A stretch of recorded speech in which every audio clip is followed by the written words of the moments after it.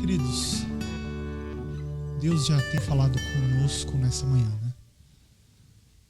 Durante os louvores, durante os cânticos, Deus já ministrava, já estava ministrando no nosso coração da igreja aqui hoje, nessa manhã. Então que Ele continue falando nessa manhã. Baixe sua cabeça agora. Pai, nós te pedimos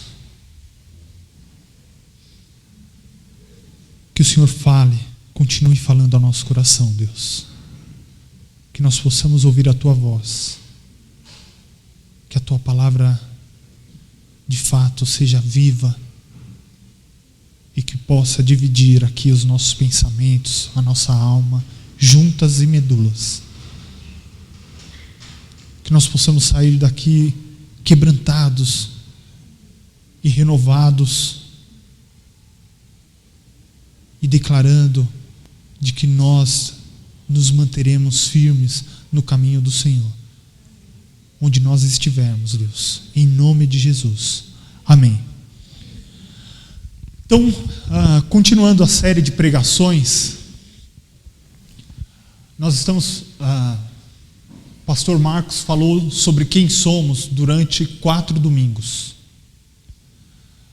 Domingo retrasado, nós iniciamos onde estamos e a influência da cultura na nossa leitura bíblica, nos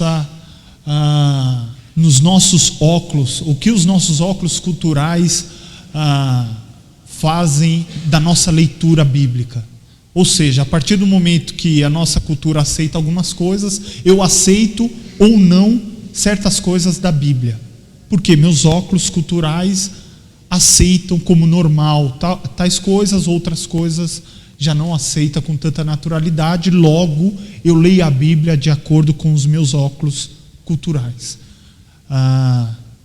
Consequentemente, a nossa conclusão naquele domingo foi de que nós deveríamos fazer a leitura da Bíblia como um todo, deixar com que ela falasse com cada um de nós como um todo, não a partir da nossa perspectiva cultural, a partir do nosso contexto, a partir das questões que são contemporâneas hoje, mas que ela, a Bíblia, as Sagradas Escrituras, a Palavra de Deus, falasse com cada um de nós a partir dela, por ela, apenas ela. Amém? Hoje nós vamos falar sobre, continuando, onde estamos. Onde nós estamos. Quais as características do nosso século? Quais as diferenças deste século para o século anterior? Quais são as diferenças? Onde estamos? Enxergando o nosso século. Esse é o tema dessa mensagem. Então você vai sair daqui sabendo, entendendo um pouquinho do nosso século e vendo como ele nos influencia hoje, na nossa perspectiva, na nossa leitura bíblica. Quais as diferenças entre o nosso século e o século anterior? Tá rindo aí, né? Aqui, vai para frente e vai para trás. Estava na hora, porque aí na gravação já sai muito mais tranquilo. Não precisa ficar Clebson, Daniel, passa para frente, passa para trás, passa para frente. Então aqui, graças ao Gordon que cobrava a gente sobre isso aqui. Então, tá aqui. Quais as diferenças entre o nosso século e o século anterior? No sentido da vida, vamos pensar no sentido da vida daqueles que começaram a colonizar o Brasil, começaram a colonizar a América. As pessoas tinham um sentido de que existia um Deus, de que Deus tinha um propósito para a nação. Eu não quero romancear o passado e olhar para ele de forma romanceada. Tinha gente também que não tinha essa visão de Deus, essa perspectiva de Deus. Com o passar do tempo, essa perspectiva ela foi substituída. E a partir de um certo período na nossa história, o brasileiro começou a valorizar o progresso, começou a valorizar questões morais, questões cívicas, um patriotismo, a arte, a cultura, a arte tupiniquim de fato. E aí essa questão, o sentido e o valor de Deus foi meio que deixado um pouco de lado, aquela questão da cultura na fazenda e tudo mais, da dependência de Deus. Não, agora nós vivemos em uma cidade já com um certo progresso, logo Deus já vai ficando de lado. E agora o sentido da vida no século 21 é a autorrealização. Não tem Deus, não tem progresso, é autorrealização. Logo, como não temos nada maior que nós e que passa toda a nossa vida e toda a nossa existência, essa autorrealização transforma a nossa vida numa busca sem sentido, numa busca de coisas incompletas. Logo, vemos pessoas, irmãos nossos, que não têm mais esperança de futuro. Enquanto a nossa perspectiva era formar uma nação onde Deus é Senhor, você tem um propósito de vida. A partir de um certo período, o progresso, a cultura brasileira, a formar de fato uma nação que ame o seu país, por um período isso foi o objetivo e a esperança do povo. E aí em 1958, Copa do Mundo deu um sentido de nação para o povo brasileiro, que até então era meio perdido de referência.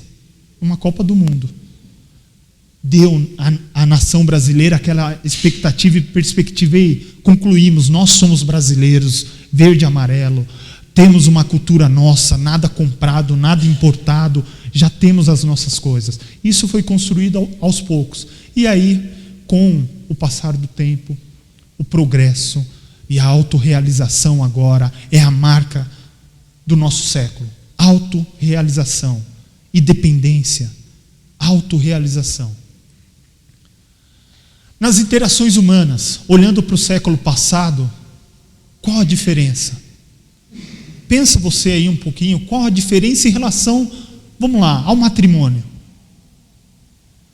As pessoas, elas se casavam. Como? Como que elas se casavam? Algumas mulheres se casavam porque a família obrigava. Infelizmente. Outros se casavam já por amor e fugiam dos pais e tudo mais. Na relação de consumo, como que era a relação de consumo das pessoas? Aqueles que iam nos secos e molhados. Era uma relação muito mais próxima. Era uma relação do dono dos secos e molhados, do mercadinho, da mercearia, saber o que você precisa, anotar no caderninho. Essa semana teve o Globo Repórter passou um caso de um comerciante em Minas que tem um caderninho dos avós ainda, um caderninho dos bisavós de 1820, 1800 e quanto? Que é para você? Bingo. Não era? 1800 e alguma coisa. E aí os avós, já os pais, os avós, diziam, você quer fiado? Deixa eu ver se o seu avô, o bisavô, tinha alguma coisa fiada, ele não pagou, senão não vendo para você. Na brincadeira. Então, o caderninho, aquela relação de amizade. Com o passar do tempo e o progresso, agora a relação de amizade já não existe mais. A partir do momento que eu comprei uma margarina que veio com alguma coisinha diferente ou sabor diferente, eu meto um processo ou ligo 3 vezes no saque e não quero saber quem está do outro lado de lá, e quem está do outro lado de lá, menos ainda em relação ao que eu estou consumindo. Ele não quer saber o produto, ele não quer saber o que ele está entregando, e a relação de consumo passa para as relações pactuais. O que são relações pactuais? Relação de compromisso, de amor. Opa, eu não gostei mais, não me satisfaz mais. Logo, eu devolvo. Logo, eu abro um pedido no saque para o pai e para a mãe, está aqui. estou devolvendo o marido, estou devolvendo a mulher, porque eu não aguento mais. Esse produto que vocês me venderam não me satisfaz, não traz a minha felicidade, não traz aquilo que eu tinha como expectativa do produto em si. Então as relações de consumo com o progresso, elas vão entrando nas relações de compromisso, relações pactuais, relações de amor. E tem mais um ponto.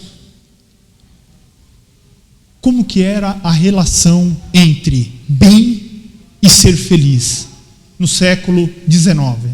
Como que era a relação entre bem e ser feliz? Se seu pai precisasse te dar uma coça para você ser bom na vida, ele te dava uma coça bem sovada mesmo, para você ser bom, para você ser bom. Hoje, como que é essa relação? Eu quero ver o meu filho feliz, independente daquilo que ele faça. É isso que a gente tem vivido hoje. Eu só quero ver o meu filho feliz. Não me mandem mensagem durante a pregação, por favor, gente. Não me mande piada, alguma coisa do tipo. Hoje já vou desligar aqui. Eu não vou ver, tá? Eu não vou ler. Então, a relação entre bem, bom, se seu pai precisasse dar uma coça em você para você ser bom, ele daria uma coça para que você, não, eu vou te dar, você vai aprender a ser bom.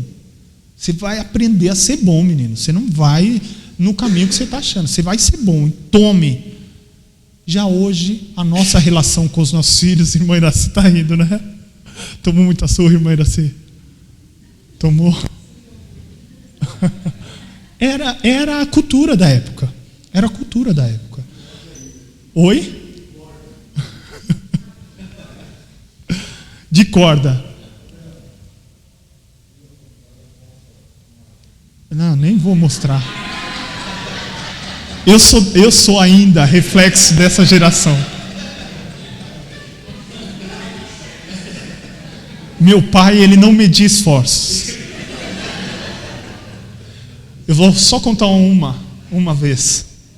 Eu estava batendo de um primo meu na rua. Estava brigando por futebol, alguma coisa. E aí eu vejo meu pai voltando da padaria ou do mercado, e nós fechávamos a rua com um tronco seco, para os carros não passarem e a gente continuar jogando bola o dia todo. E aquele tronco precisava de uns 4, 5 meninos para levantar e colocar no meio da rua, fechou a rua, acabou, vamos jogar a tarde toda. E meu pai vendo, eu batendo no meu primo, e eu batendo, ele, Leandro! E aí ele pegou o tronco e jogou, só arremessou. E eu, como Indiana Jones, olhando para trás, saí correndo e o tronco pegou nas minhas pernas, me arranhou todo. Ou seja, ele não media esforço. Ele é dessa geração do século XIX. Queridos, aqui eu não estou para falar se aquela geração estava certa ou se estava errada. O objetivo é a gente olhar para as Escrituras e ver que a gente precisa voltar para alguma coisa. Então, hoje, eu só sei que hoje os pais são muito mais permissivos. Eles deixam os filhos tomarem qualquer decisão, mesmo que a decisão seja errada, e anulam a própria vontade dos pais de fazer valer a vontade e eles deixam com que os filhos tomem uma decisão e sejam felizes. Essa é a nossa época. Não precisa abrir a sua Bíblia, já está bem fácil aqui. 2 Coríntios 4, versículo 4. O Deus desta era cegou o entendimento dos descrentes, eu só vou voltar um pouquinho, o Deus deste século, o Deus desta era, o Deus deste século, cegou o entendimento dos descrentes, para que não vejam a luz do evangelho da glória de Cristo, que é a imagem de Deus. O Deus dessa era. Que Deus é esse? É Paulo escrevendo lá no passado. Que Deus é esse que tem dominado a nossa era? Que tem dominado o nosso século? Que tem cegado o entendimento de crentes e descrentes? A gente acha que é só descrente aqui, mas é crente também que tem sido enganado pelo Deus do nosso século. Para que não vejam a luz do evangelho da glória de Cristo, que é a imagem de Deus. Parece que o nosso século hoje, redundante, o nosso século, busca uma relação com as coisas de felicidade. Se não me traz prazer, se não me traz realização, autoestima, eu condeno e jogo tudo fora. Logo, o Deus desse século, para mim, na minha visão, é o nosso próprio umbigo. Se passar por mim e valorizar o que eu sou, eu aceito. Se não valorizar, eu não aceito. Se a Bíblia falar contra aquilo que eu acredito, eu nego o que ela está dizendo, vou interpretá-la de uma outra forma, dentro de um contexto. Então, a minha felicidade, a minha alegria, a minha realização. O Deus desse século, queridos, por mais que você queira que eu fale que é o diabo, Satanás, qualquer outro, não é não. O Deus dessa era, nossa, é a chamada felicidade, autorrealização. Quer um exemplo? Se você postar alguma foto que você está lascado, sem dinheiro no Facebook, ninguém vai curtir. Poste alguma foto que você está em Dubai, curtindo as suas férias, lascado, porque não tem, está parcelando a viagem 1 milhão de vezes, não tem nem casa para morar, está parcelando. Todo mundo curte. Nossa, que legal que você está aí. Nossa, que bacana. É o Deus da nossa geração. Autorrealização. Você precisa realizar, você precisa ser feliz, a qualquer custo, a qualquer preço, passando por cima das pessoas ou não. Você precisa se realizar, você precisa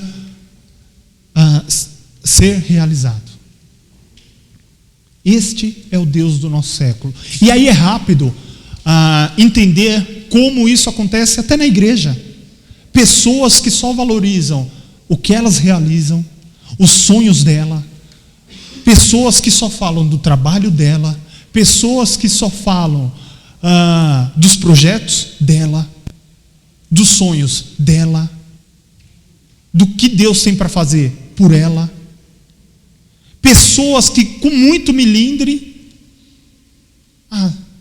não vou na igreja mais não. Deus não falou comigo nesse domingo. O pastor não me abraçou, os irmãos não me viram, ninguém falou comigo.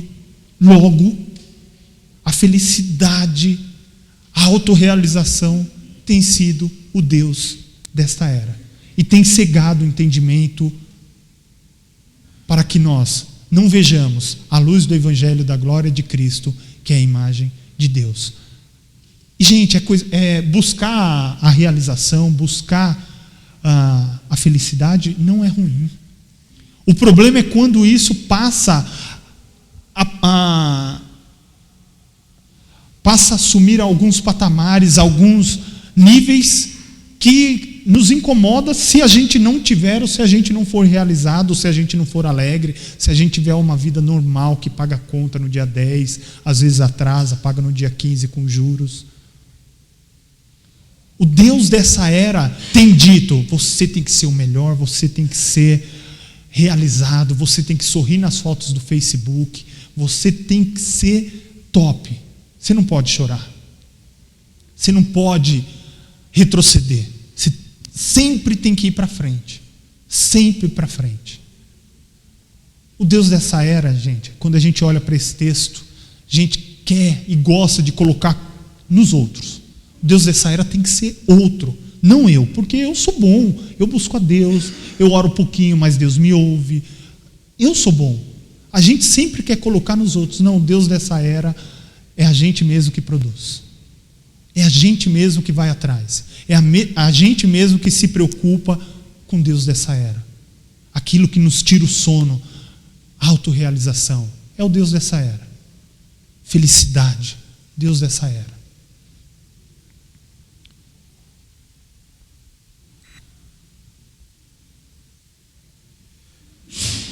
Olha o que diz um descrente, uma pessoa que não é cristã, não é irmão, não é nada, e a gente pode usar a frase dele, e que ele disse com muita sabedoria: nas trincheiras diárias da vida adulta, não existe ateísmo de verdade, não existe ausência de culto, todo mundo cultua, nossa única escolha é o que nós cultuaremos.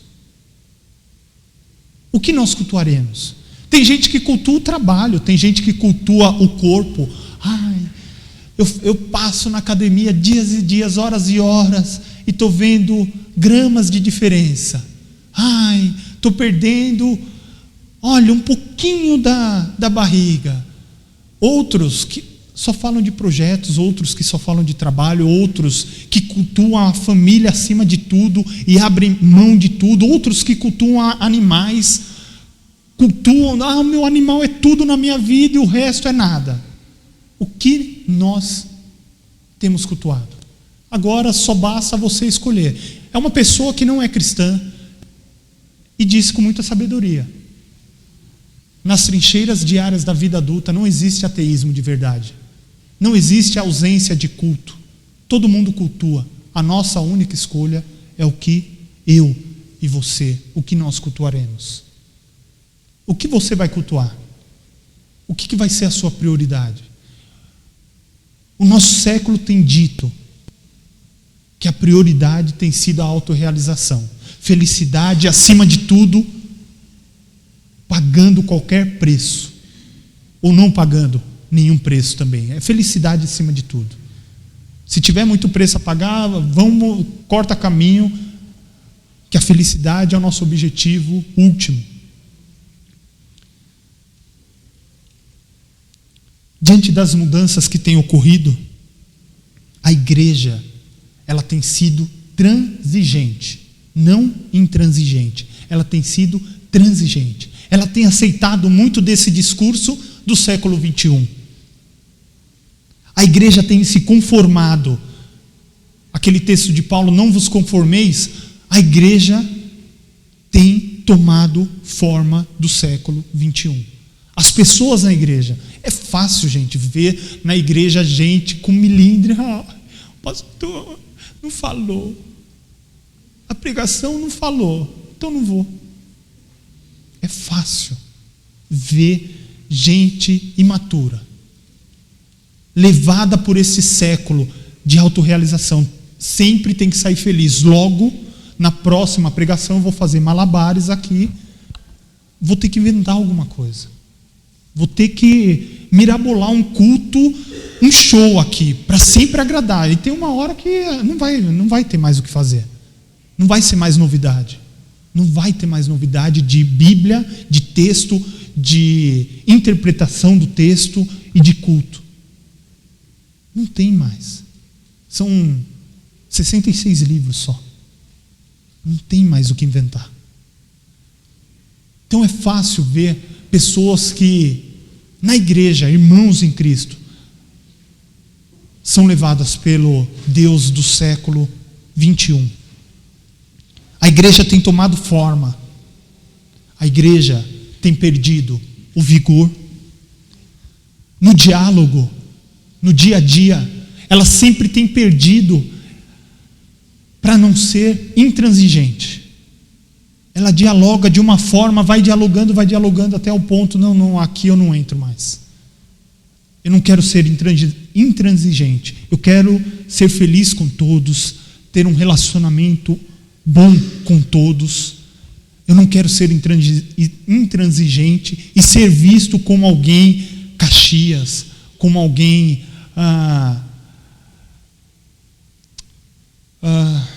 esqueci a palavra, fanático, como um fanático. Nas nossas relações e no nosso diálogo com este século, muitas vezes a gente não quer ser visto como fanático, como intransigente. Só que da mesma forma que a gente não tem dialogado de uma forma correta, a gente tem perdido o vigor. A igreja tem perdido os seus valores. A igreja tem perdido a sua visão. Nos tornamos apáticos e indiferentes. Não fazemos diferença no nosso bairro, não fazemos diferença no nosso trabalho, na nossa escola. Não consideramos o nosso trabalho, a nossa escola, como uma oportunidade de missão, de fazer missão. Consideramos o nosso trabalho como um trabalho que vai trazer o nosso salário, que vai trazer o nosso dinheiro, e ao final nós vamos nos orgulhar de que nós somos honestos. Mas Deus tem chamado missionários para fora e missionários para ficar aqui dentro mesmo. Nós somos missionários no lugar onde nós estivermos. Então a igreja tem perdido o vigor, perdido os valores, perdido a visão. Nos tornamos apáticos, indiferentes. Temos sido transigentes. Temos nos conformado, temos tomado forma do século 21, do Deus desse século. O que temos cultuado? O que nós cultuaremos?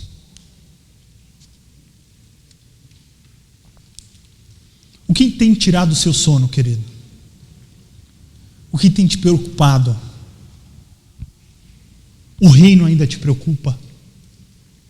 As pessoas ainda te preocupam?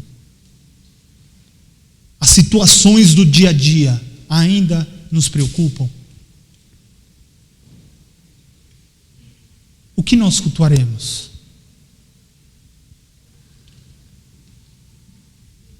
Como eu disse, algumas pessoas se esforçam e a sua cabeça, o seu pensamento está em ser um bom escritor, um bom administrador, um bom vendedor, um bom professor, um bom diretor, um bom gestor, um bom médico. E fim dali. Outros estão tentando encontrar alguém que ame. Eu preciso encontrar alguém que me ame, me ame, me ame, me ame. E o fim está ali. Outros, como já dissemos, faço ginástica porque desejo cuidar bem do meu corpo. Faço. E o fim está ali. Estou fazendo de tudo para realizar algo no campo da política, da educação, da religião, e o fim está ali. Ou para ser bem sucedido na minha profissão, ou simplesmente para guardar um dinheirinho para o futuro, e o fim está ali. O que você vai cultuar? A lei do consumo, essa lei. Vamos? Ó.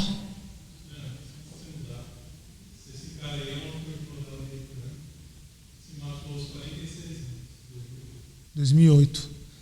O bicho tem um HD na cabeça que, meu Deus, dá até vergonha.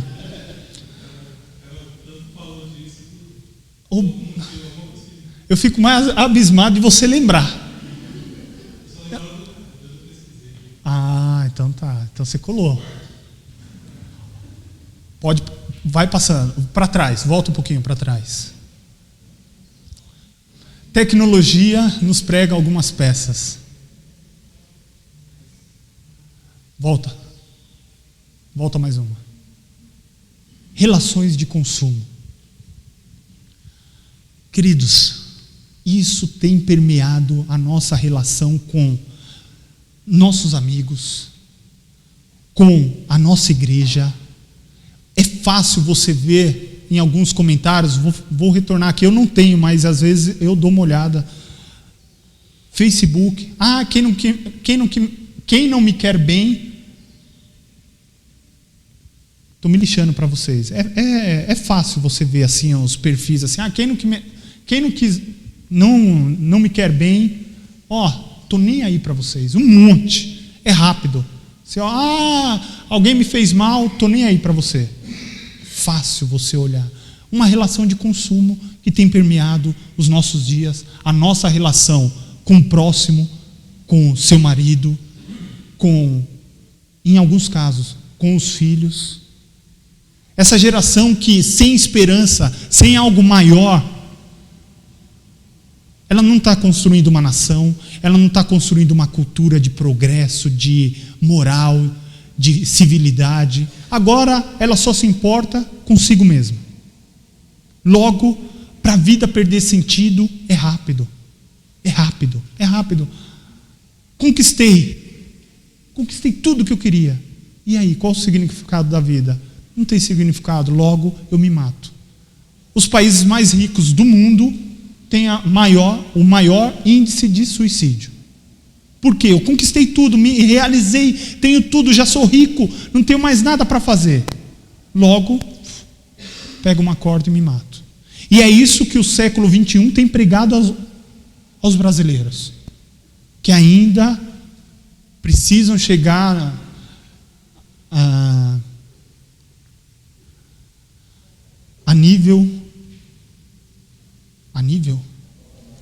ao patamar dos países ricos. Não chegamos. E é isso que o século XXI tem pregado para cada um de nós. Essa relação de consumo. Não relação pactual, não. Se não trouxer felicidade para você, pula fora. Cai fora. Sai dessa. Você tem que ser feliz a todo e qualquer custo. Mesmo que você passe por leis bíblicas, por ensinos bíblicos, você precisa ser feliz antes de mais nada, antes de qualquer coisa. Logo, eu sou o Deus deste século. Essa felicidade, eu tenho me cegado. Eu tenho cegado o entendimento para que eu mesmo não veja a luz do Evangelho da glória de Cristo, que é a imagem de Deus.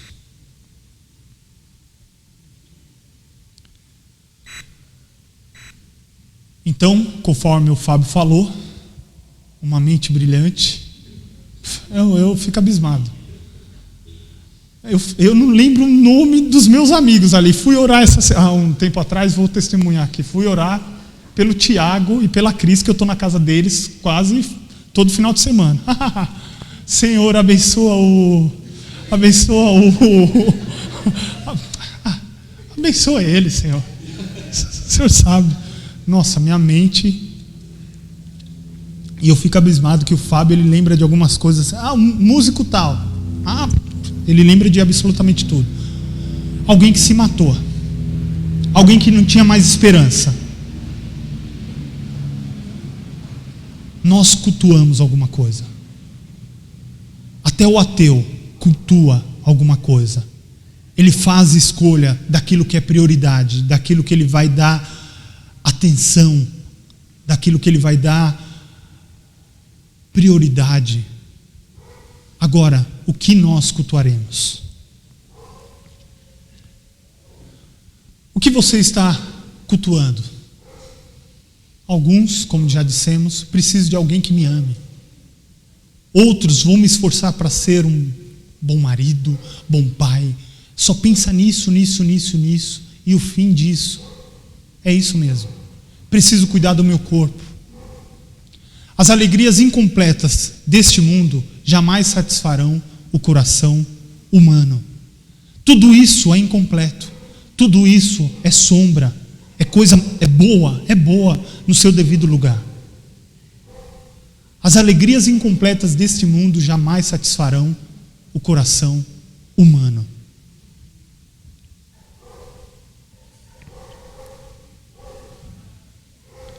Enquanto a gente não reconhece que estamos cultuando algo, seremos devorados pelo objeto do nosso culto. Nos sentiremos escravizados e infelizes sem saber o porquê. enquanto a gente não tem dimensão de que essa era, esse século tem pregado essas coisas, e em nós, no nosso meio, na nossa igreja, existem pessoas que cultuam este século da forma como o século tem sido pregado, se a gente não prestar atenção, olhando para dentro de nós mesmos, seremos devorados pelo objeto do nosso culto, nos sentiremos escravizados e infelizes sem saber o porquê.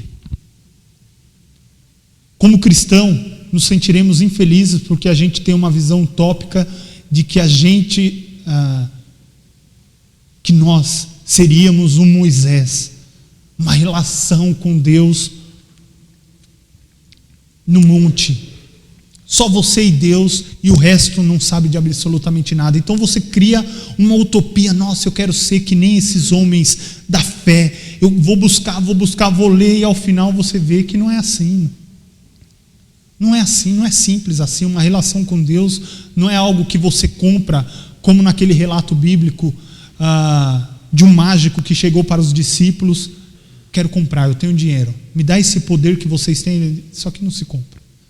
Isso aqui não se compra. Essa relação com Deus não se compra. As alegrias incompletas desse mundo jamais satisfarão o coração humano. Quanto mais você corre atrás da conquista da casa própria, quanto mais os seus olhos estão fitos e preocupados com a conquista da casa própria, quando você conquista, de fato você fica feliz por um tempo, passa esse período de alvoroço e você... normal.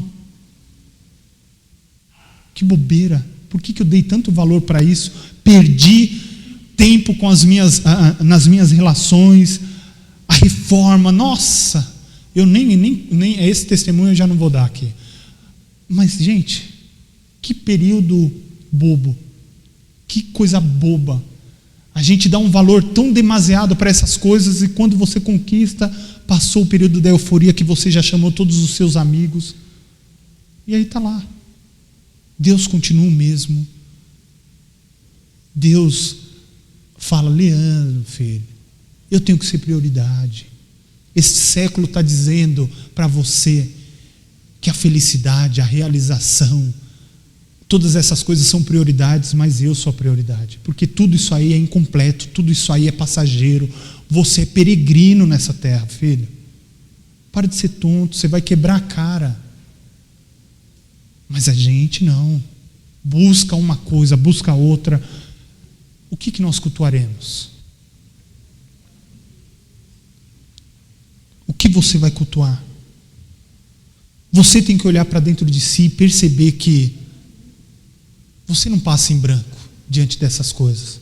Você já se preocupou com algumas coisas, você já deixou de dormir por algumas preocupações, e aí você, depois de muito tempo, viu a mão de Deus em absolutamente tudo. Nossa, por que eu não confiei em Deus desde o início? Por que eu não entreguei nas mãos dele desde o início? Eu só me preocupei, só perdi os cabelos, ou os cabelos esbranquiçaram mais rápido, só porque eu não entreguei desde o começo.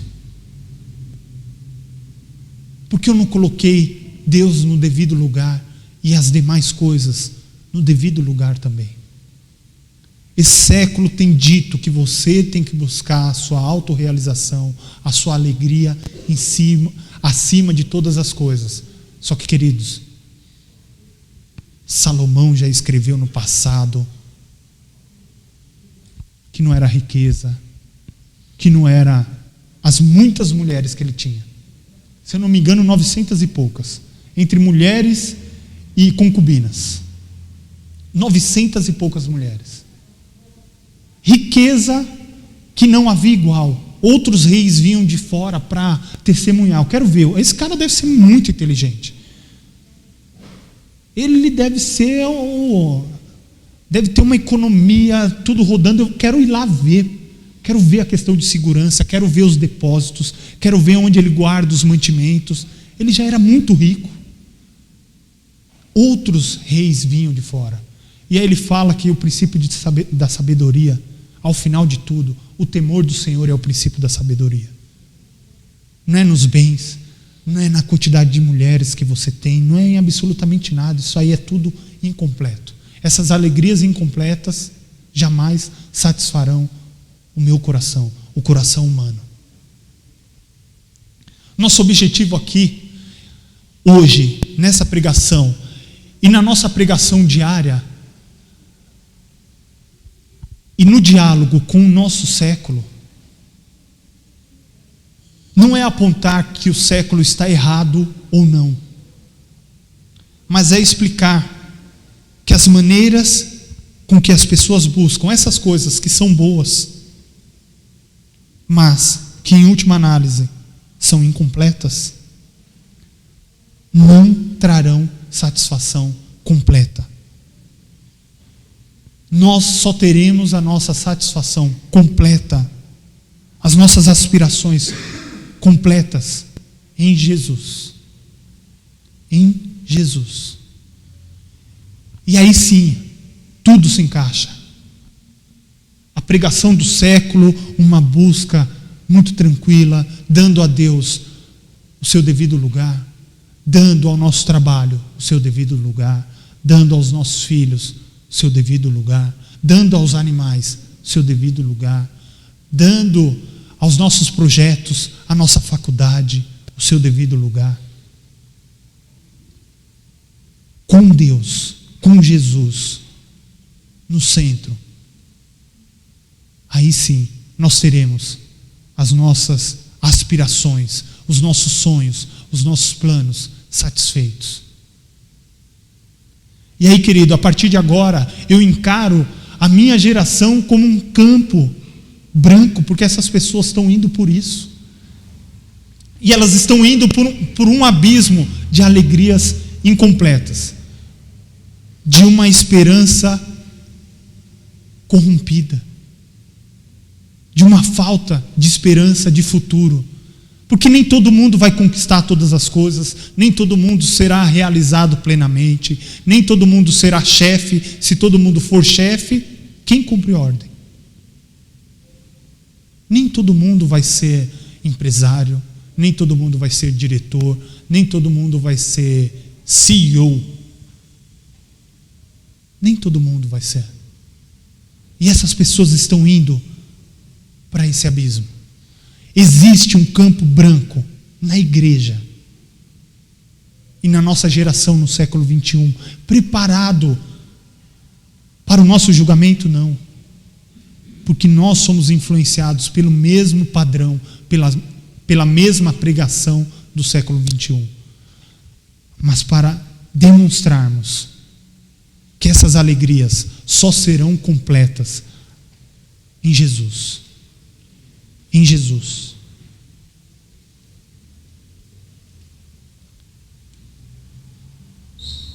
E aí, a igreja precisa responder hoje se ela entende que o nosso século precisa de nós. Se o nosso século tem expectativa de que alguém desperte e alerte, vocês estão indo pelo caminho errado. Vocês estão indo pelo caminho mais difícil. Tudo isso que o século 21 está pregando é sombra, são alegrias incompletas. Deus conta com cada um de nós, apesar de nós. Deus conta com você, querido, que escutou essa palavra e que Deus tenha falado ao teu coração nessa manhã. Deus conta contigo para fazer com que essas pessoas despertem desse sono, saiam dessa prática, acordem dessa prática, se levantem contra essa pregação do século 21, que eles deem o devido lugar para cada coisa. O nosso século é um campo branco, preparado para a colheita. E isso nós veremos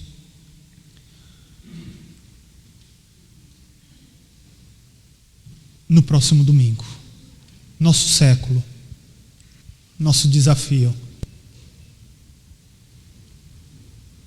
nosso campo missionário. Amém? Baixe sua cabeça agora. Nós queremos te louvar, Pai, porque o Senhor nos despertou desse sono. O Senhor nos tirou do rebanho que seguia a pregação do século 21. Pai, que nós possamos dar o devido lugar ao Senhor, devido lugar à Tua palavra, devido lugar ao nosso trabalho, aos nossos projetos, aos nossos filhos.